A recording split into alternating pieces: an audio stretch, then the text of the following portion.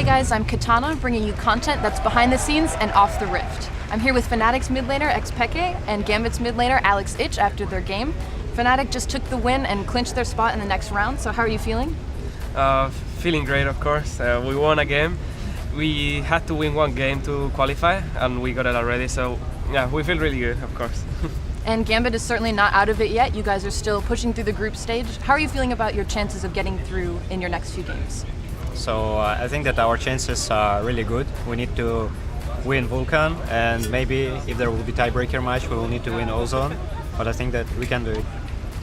So both of you are considered some of the best mid laners in the world. Obviously, you're here at the World Championships and some of the strongest mid laners in Europe. So what kind of preparation did you do ahead of time when you were preparing for playing against Gambit? Well, normally we like to just watch their games a bit, see what they play, see the heroes they play, and take away the heroes we're scared of, mostly. And we play our game. Like, the preparation is against every team the same. We take the heroes we don't like or that we think are really strong, and we aim to get our heroes. And that's how it goes for every team. And what champions were you most afraid of from Gambit? You guys banned out Zed, and was there anything else that you were really not looking forward to playing against? At first I thought he was going to play Ahri, because they had the first pick, and he's just going to first pick it. But I was fine with it as well, because I practice physics for this, like to have a counter for Ahri and Orianna.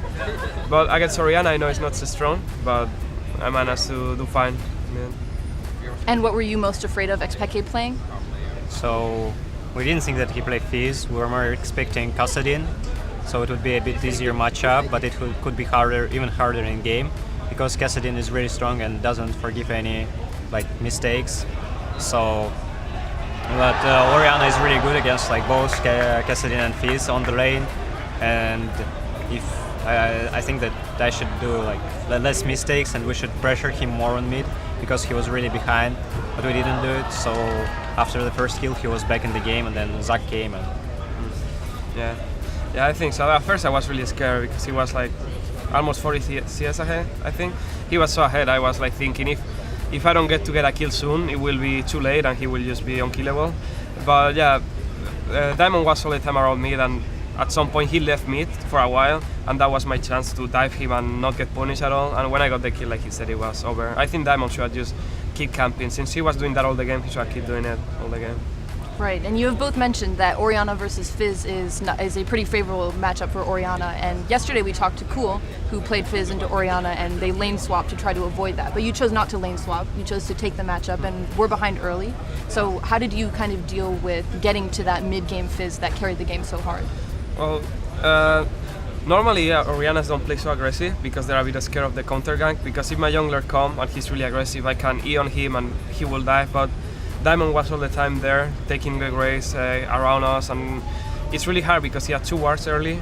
He will see Lee Sin coming from the sides and couldn't really do much, so I was just falling behind, but I was not looking at the CS. At some point I stopped looking and I was like, let's just, because if I look at the CS, I know I'm gonna get depressed. So when I looked at first and I had 13 and you had 20 something or 30 already, and I like, oh shit, this is gonna go bad. But then I like, okay, I'm just not gonna look. Keep getting what I can. When I get my blue buff, maybe I can start farming Grace and come back in the game or something. And you were obviously ahead early game, as we were speaking about just now. And how are you trying to prevent Fizz from getting to that late game, that mid-game power spike that often carries the games, as we saw just now? So every time I was trying to pressure him as much as possible. So I was just coming even behind the creeps, and it was really hard for him before level 6, and still after level 6, when I got Diamond around, I could pressure him because he couldn't jump on me.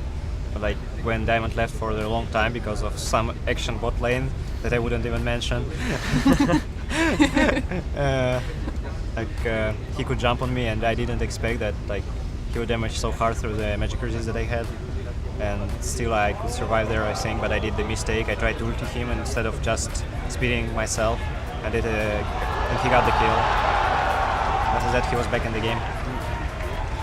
Yeah, it was a bit lucky that I killed you because I didn't have mana at first, I think. Yeah. I didn't have mana, so my main idea was to flash kill you, but then you flash away at the same time, so I didn't E because I didn't have mana.